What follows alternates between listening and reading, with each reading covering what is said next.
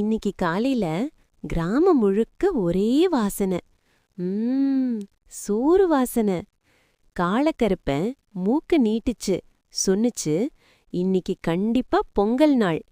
அதுக்குள்ள குட்டி நாய் சின்னி வாலாட்டிக்கிட்டு, பொங்கல் நாள்னா எனக்கும் ஒரு தட்டு கிடைக்குமேன்னு கண்களை சிமிட்டுச்சு.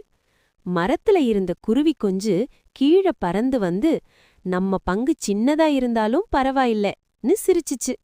அப்போ கோழி குக்கி கொக்கொக்கோன்னு கத்திட்டு சொன்னுச்சு, நம்ம யாரும் மறக்கப்படலைன்னா சரி. அதுக்குள்ள குட்டி ஆடு மேனும் மெதுவா வந்து, எல்லாரும் சேர்ந்து ஒரே வீட்டுக்கு போவோமான்னு சொன்னுச்சு. எல்லா மிருகங்களும் ஒரே வீட்டுக்கு போச்சு. அங்க பாட்டி பொங்கல் சமைச்சுக்கிட்டே இருந்தாங்க. பால் பொங்க ஆரம்பிச்சதும் பாட்டி கத்துனாங்க, பொங்கலோ பொங்கல். அந்த சத்தம் கேட்டதும் மிருகங்கள் எல்லாம் ஒன்னா குதிச்சுச்சு.